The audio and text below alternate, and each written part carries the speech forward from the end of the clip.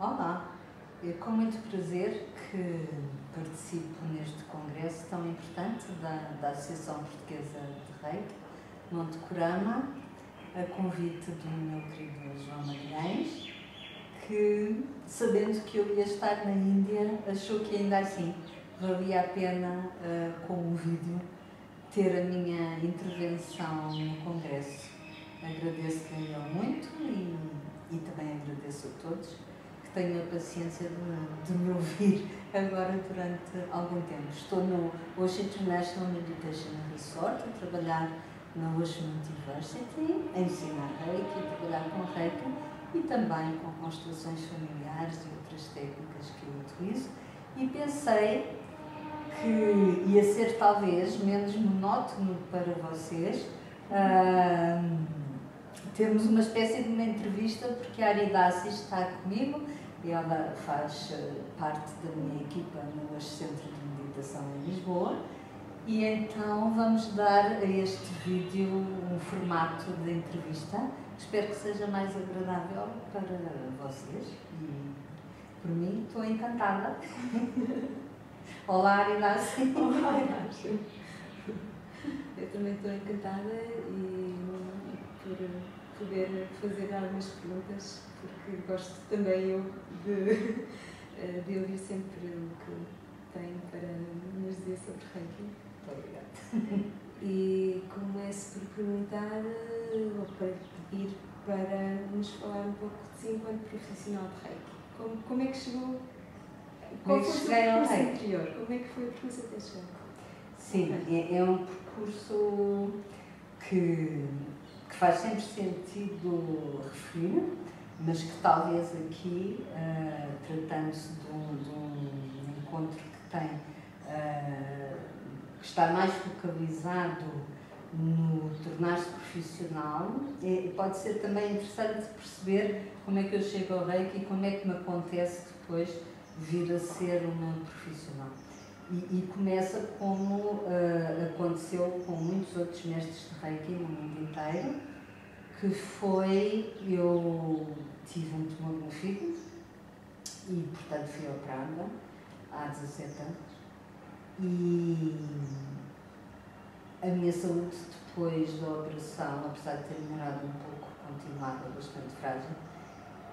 E vi o Reiki um ano depois da operação, e quando vi o Reiki na televisão, uma demonstração, uma pessoa a fazer um tratamento, soube imediatamente que era o que me ia devolver a saúde e devolver a vida, porque ter saúde também é uma maneira de estar livre para viver a vida mais completamente. E depois fui, um ano e tal depois, porque estava muito ocupada, como sempre, tornou-se absolutamente imperativo ir ao encontro do Reiki. E a passar na rua encontrei justamente um sítio onde havia um cartaz enorme a dizer Instituto Luz ou não sei o que de Reiki, já não me lembro bem, acho que era Luz ao Brasileiro. E telefonei no dia seguinte, fui a um tratamento e no fim do tratamento disseram-me que eu podia aprender, isto era uma quinta-feira, o tratamento aconteceu na quinta-feira, disseram-me que eu podia aprender e que o curso que podia tirar era no sábado, e eu fiquei muito surpreendida, porque nunca imaginei que se podia aprender Reiki, e disse imediatamente que sim, portanto no sábado estava lá caída. E pronto, e estavam lá mais de 20 pessoas, todas elas diziam que desde pequeninas tinham o sonho de tratar pessoas com Reiki, que eu achei bastante estranho, e ao mesmo tempo também foi algo que me fez sentir um pouco fora do contexto, porque era, pronto, tomara eu ter um pouco mais de saúde, tomara eu curar-me a mim, e eu quero lá saber dos outros, não estava minimamente preocupada com os outros. Mas depois deu um passo enorme, que foi iniciada e, passado alguns meses, deixou tudo o que fazia, ou quase tudo o que fazia até aí, e tornou-se então terapeuta. Foi um ano que é muito raro também para alguém começar a ensinar, acho que é muito rápido. Mas assim que fiz o terceiro nível e depois o mestrado, eu senti-me compelida a iniciar pessoas. Ainda assim não pensava que ia ensinar realmente de maneira formal. Apesar de, desde o momento em que fiz o segundo nível, eu soube imediatamente que ia tratar pessoas. Mas ainda era cedo para eu imaginar que podia deixar as minhas outras atividades para me dedicar ao Reiki, não é? Havia até momentos em que eu pensava, estou mas é a ficar maluca, dizem que o Reiki é uma coisa muito boa, que isto faz muito bem, de facto já me fez muito bem, mas eu não devo estar muito boa da cabeça, porque já estou a ter ideias bastante estranhas, tais como tratar pessoas, não é? E um mês ou dois depois de ter começado a iniciar as pessoas mais próximas, veio a ideia de dar um curso, e foi um curso de mestrado. 3 pessoas tinham começado, tinham sido iniciadas na mesma altura que eu, no mesmo dia que eu, no mesmo sítio, o que eu achei bastante significativo. Se elas confiavam em mim para receber o mestrado, alguma coisa de facto que eu não podia entender com o meu intelecto, algo de importante se estava a passar ali e marcava uma viragem na minha vida, bastante sério. E algo que me parece também muito importante é a formação que entretanto teve e que foi fazendo em Reiki, e podíamos falar um pouco sobre, afinal, que formação é que um terapeuta de Reiki, de formação é que necessita? No meu caso, as formações vêm mais ter comigo do que eu corro atrás delas. É muito mais assim. Eu, pura e simplesmente, quando estou pronta para dar um passo novo, as coisas vêm ao meu encontro. E foi o que aconteceu. Eu participei num seminário em Lisboa, de técnicas originais japonesas de Reiki, com o Frank Arjava Peter. E foi o Arjava, um hoje sannyasi. Toda a minha vida depois foi sempre acompanhada com professores que são sannyasis, e sem eu imaginar que me viria a tornar também uma, e que hoje estaria na Índia a trabalhar na Osho University.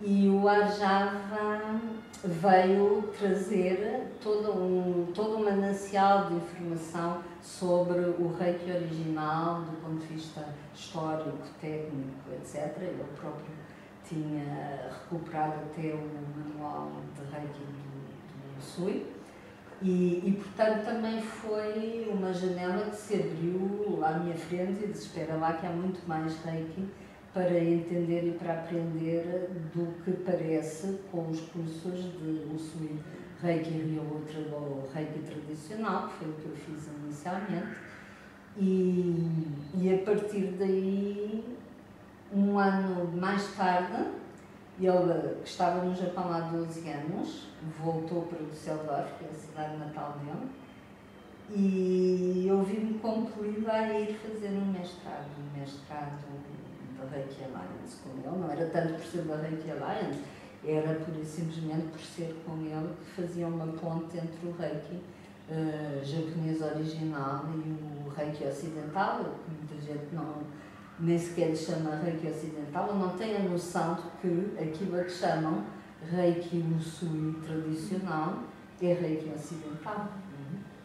E não tem nada a ver quase com o Reiki original japonês que o Usui praticava, e o próprio Ayashi, que ensinou de alguma maneira responsável por Takata, uma americana de origem japonesa, ter depois, 20, 30 anos depois da guerra, começado a ensinar o método que ela tinha aprendido no Japão, um bocadinho adaptado, um bocadinho a favor, às vezes muito adaptado à mentalidade ocidental. E muito mais. Depois fiz outros métodos de trabalho com energia, fiz Karuna Reiki, fiz Seishima, fiz Magnified Healing, fiz, sei lá, 30 mil coisas para chegar à conclusão que o Reiki chegava e sobrava para eu tratar as pessoas e me tratar a mim mesma.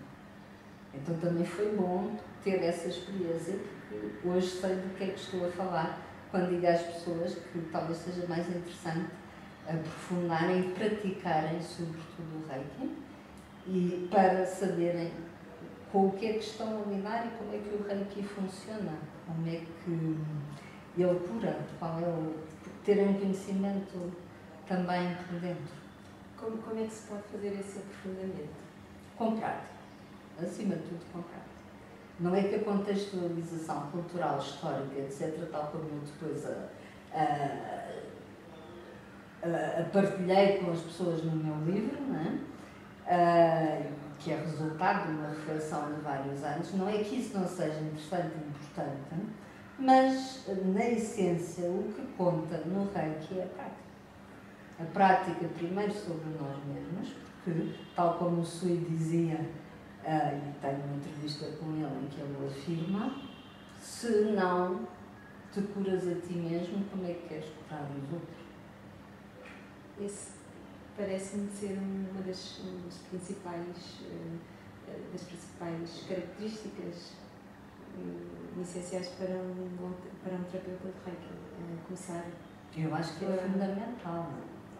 Eu não consigo quase imaginar o que é alguém que não passa por um profundo processo de transformação com Reiki apenas ou com Reiki e outras técnicas. Não imagino o que é que ele estará a fazer, porque sem essa transformação, sem esse crescimento espiritual também, que é tratar-se, as pessoas não vão estar sequer com uma postura terapêutica afinadinha. E submete-nos para a questão de, afinal, qualquer pessoa que tenha Reiki, que seja iniciada e que eventualmente faça o segundo ou terceiro nível, qualquer pessoa pode ser terapeuta de Reiki? Eu acho que não. Eu acho que é como em todas as profissões, uns têm mais jeitinho do que outros. E jeitinho também significa têm mais prazer, têm mais entusiasmo, vão mais longe, estão mais talhados, até energeticamente, para o fazer. E, por outro lado, também do ponto de vista dos condicionamentos, etc., se a pessoa passa por um processo de transformação, de crescimento pessoal, vai estar menos sob a influência de todas as crenças, do seu sistema de crenças, inclusive sobre o que é ser terapeuta, o que é curar pessoas e o que é ser também tratado. Essa é uma questão que eu queria colocar. O que é que é mais difícil, o que é que acha, ou vê também, porque acompanham muitas pessoas que, entretanto, se tornaram brasileiras, quais são as principais dificuldades, as principais crenças negativas que as pessoas encontram no início? Do ponto de vista delas, são crenças positivas. Do meu, pois são crenças normalmente também infantis, que têm muito a ver com a nossa cultura judaico-cristã. Temos a crença de que curamos como Jesus, portanto, ficamos já também logo, e no Reiki é tão fácil ficar, porque basta uma iniciação de primeiro nível para qualquer um estar apto a fazer Reiki. Portanto, muito rapidamente a fantasia e o filme de agora sou um grande curador e sou muito santo e sou uma pessoa extraordinária, etc. É fácil estar isto lá. Por outro lado, também há muito a ideia de que eu agora faço tão bem aos outros e estou tão cheio de amor condicional, portanto sou muito diferente, e começa a haver ainda mais separação do que havia antes. Portanto, o Reiki acaba, o Reiki, que na sua essência quebra essa noção de separação, acaba por criar, muitas vezes, se o uso não tem cuidado e se não trabalha bem todas estas crenças, acaba por ser um impulsionador de separação. E também muitas vezes as pessoas estão, de alguma maneira, a serviço do Reiki como uma revanche, como para se compensarem, muitas vezes de uma vida inteira em que não tiveram uma palavra a dizer e de repente as pessoas estão ali e ouvem-nos e querem opiniões e etc. E então a relação terapêutica muitas vezes torna-se também não terapêutica, mas uma relação de eu tenho umas coisas para dizer, li uns livritos espiritualizados e tal, e portanto eu sei mais. E o que é mais interessante nesta relação terapêutica é aquilo que nós aprendemos com cada pessoa que vem até nós, quer nos cursos, quer nas sessões individuais. O que se aprende do ponto de vista do que é o ser humano, do que são os desejos mais essenciais até, muitas vezes, não é? Viver em paz. Muita gente diz, eu venho cá porque quero ser mais feliz, ou quero viver feliz. Eu digo sempre, mais vezes mais feliz, de resto não há felicidade, isso é uma coisa que não existe. Portanto, à medida que nós vamos crescendo como pessoas, eu penso que vamos também crescendo como terapeutas e vamos largando cada vez mais essa relação de estarmos acima das pessoas, de estarmos a dar e os outros a receberem e temos muito presente que estamos a receber imenso cada vez que alguém vem até nós. Até porque quem vem até nós está a permitir-nos sermos e fazermos aquilo que é suposto nós fazermos nesta vida. E este é um ponto de partida também, ou um ponto nuclear de qualquer profissional de Reiki.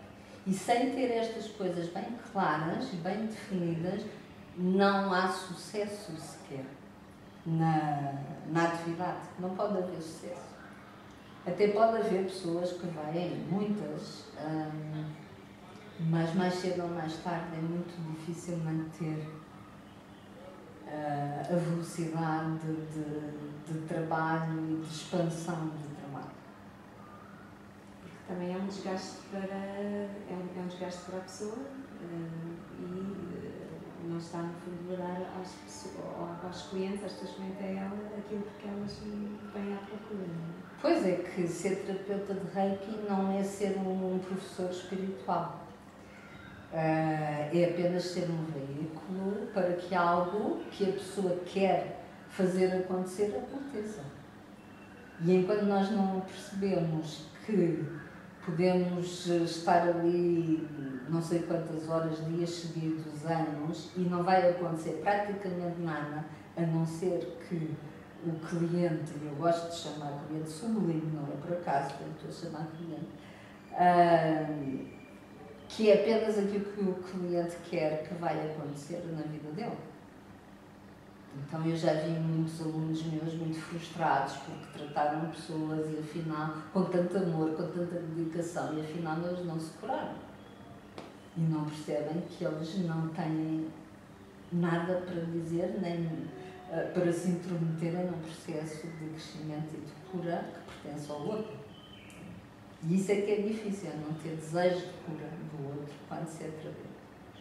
Pois isso vai muito contra a nossa crença de que qualquer terapeuta está ali para ajudar o outro.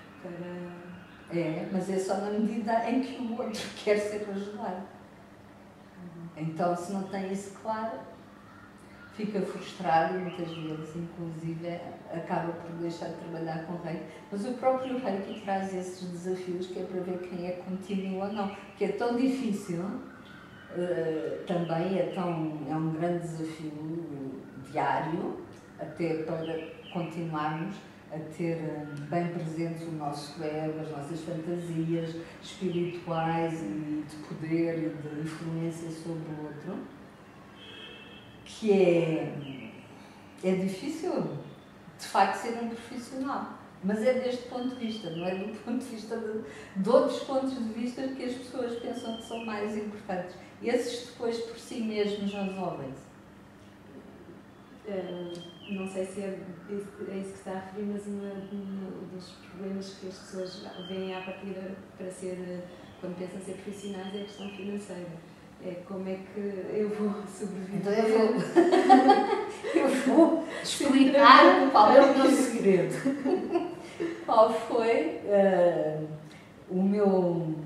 a minha palavra mágica também, o meu abre de sésamo do meu sucesso e da possibilidade de viver do Reiki, porque durante 2 ou 3 anos eu vivi só do Reiki, tendo deixado as minhas outras atividades anteriores.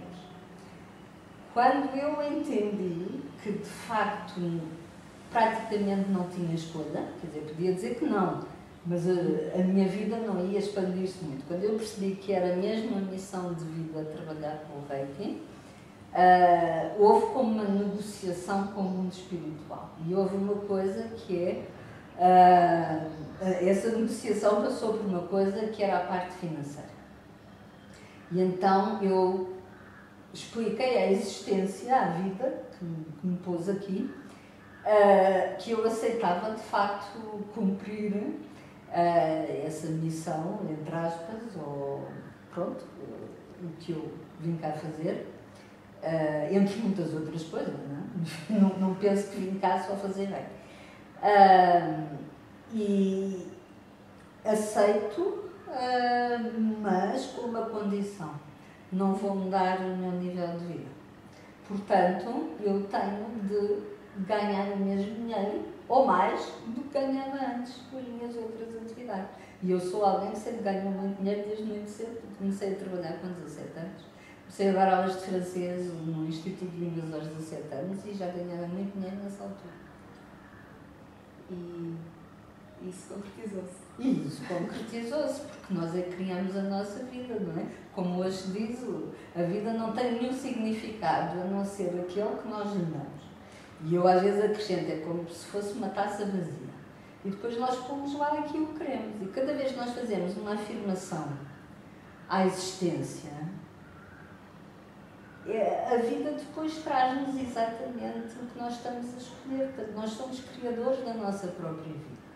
Quando eu aceitei ser professora e terapeuta de Reiki, aceitei com essas condições. Disse, eu não quero viver triste e pobrezinha e mudar-me para um bairro pobre, não sei onde, para poder ser a Madre Teresa de Calcutá, tratar uns pobrezinhos também que precisam tanto e tal, e com todo o respeito para quem é pobre e precisa de ser curado. Agora temos de perceber também que, além de sermos criadores da nossa vida, também alguém que passa por um real processo de transformação espiritual e de crescimento, processo de crescimento espiritual, vai entender e vai também desenredar-se dos sistemas de crenças limitativos ligados e criadores de não abundância.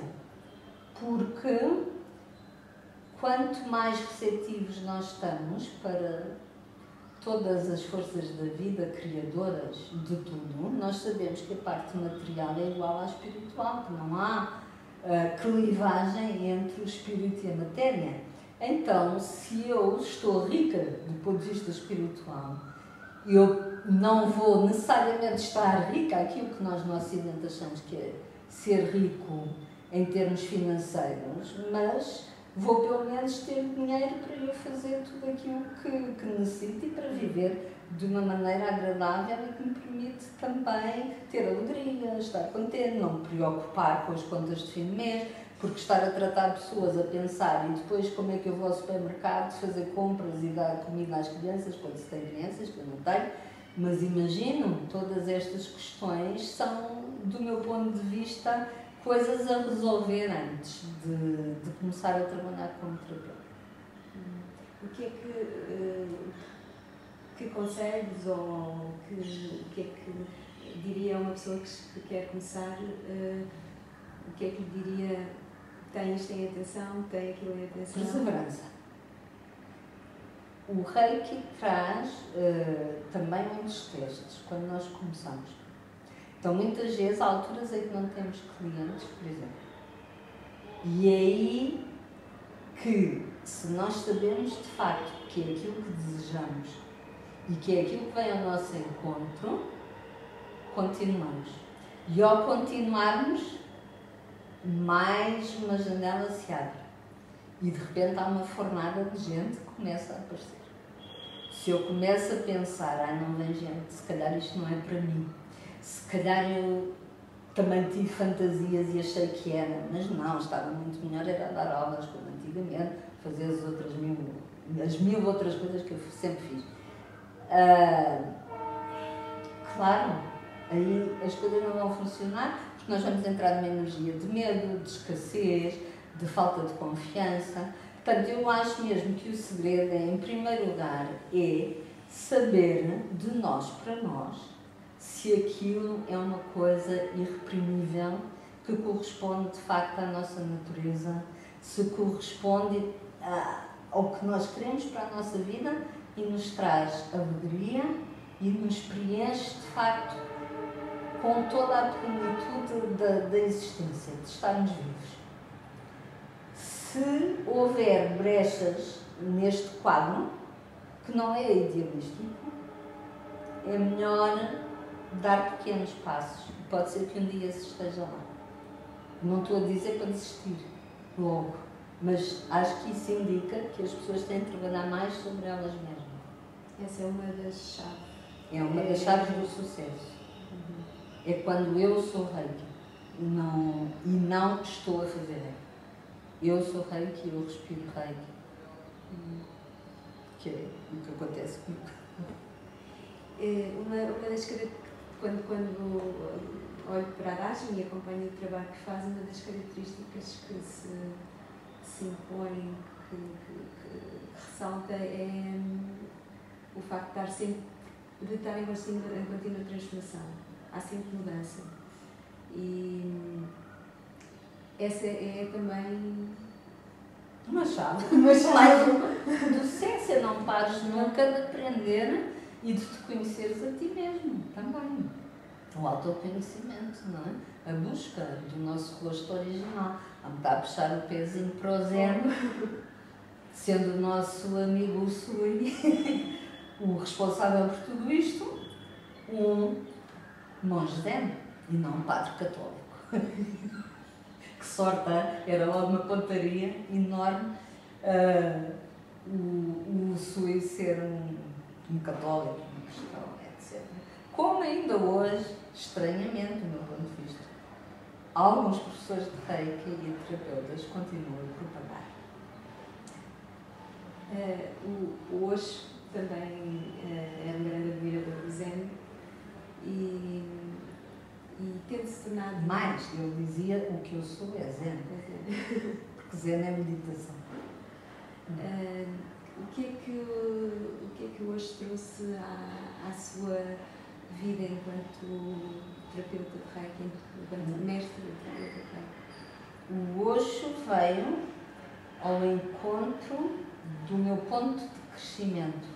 Eu não poderia crescer mais, estou a falar da minha história pessoal, não estou a dizer que tem de acontecer isto com as outras pessoas, mas eu já tinha passado por tantos processos de limpeza, como hoje diz, não é? Para chegar mais, ou para estar mais próximo do meu rosto original,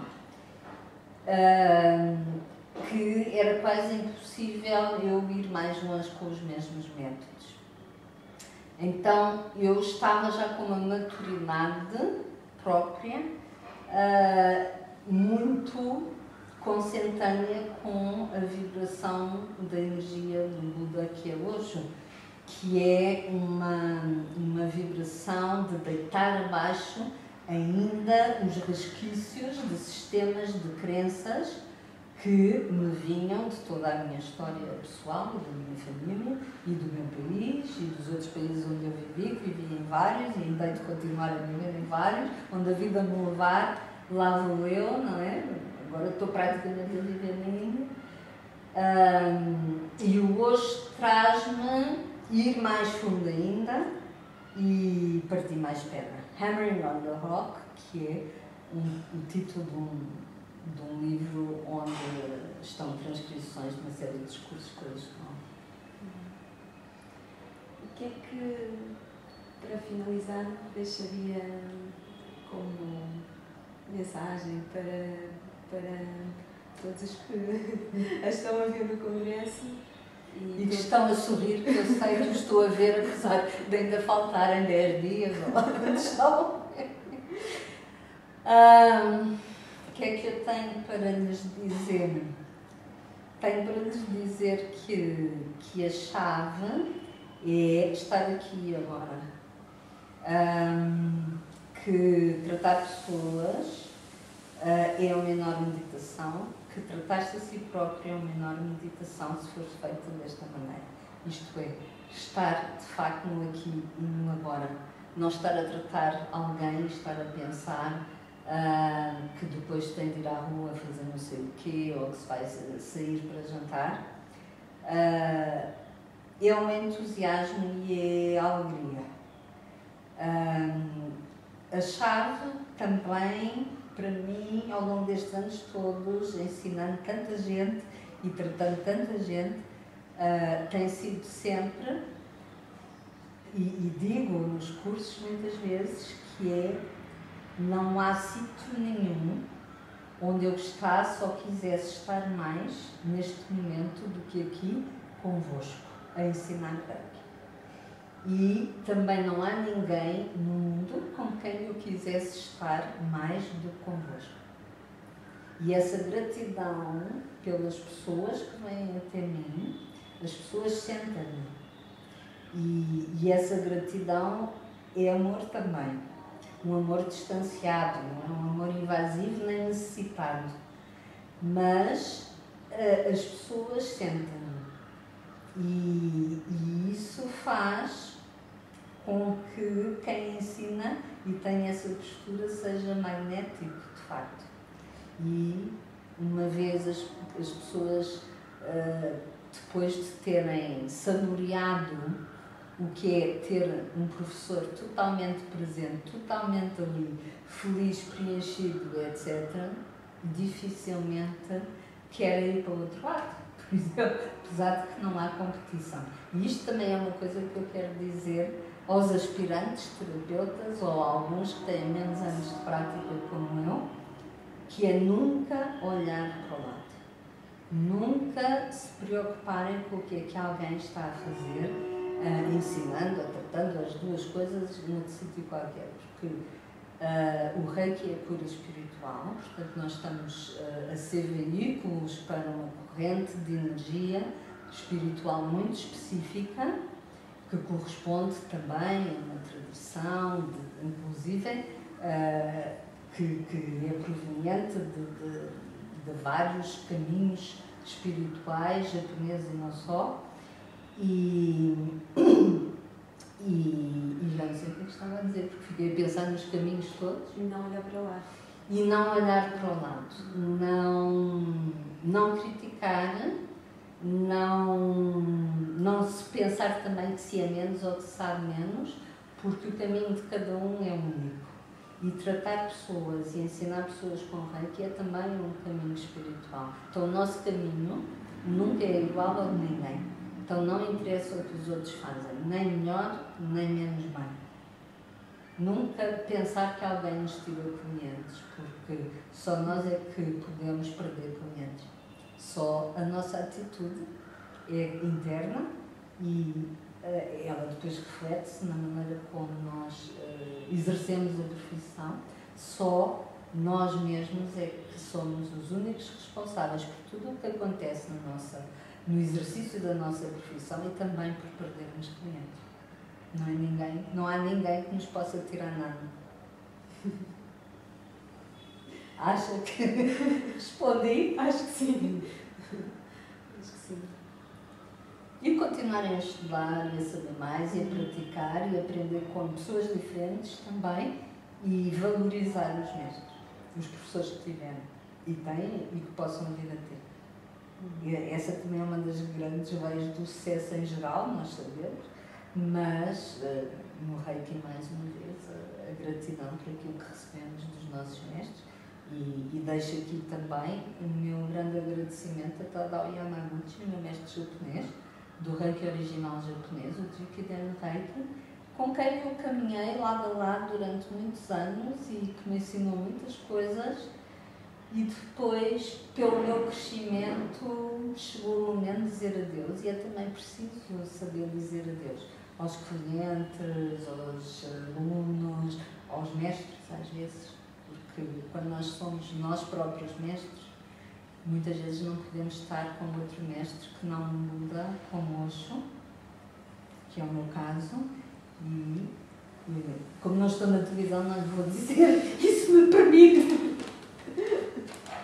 Vou ler uma citação de Osho, do livro The Great Pilgrimage, From Here to Here, a ver daqui para aqui, a grande peregrinação daqui para aqui, e é uma grande peregrinação ensinar Reiki e tratar pessoas com Reiki.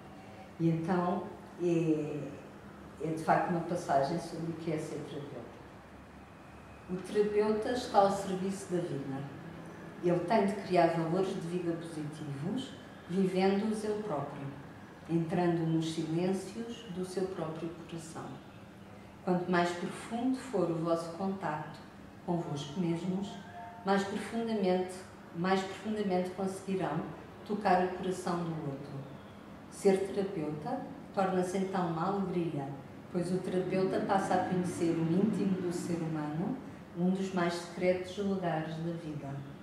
E, ao conhecer o outro, conhece-se melhor a si mesmo.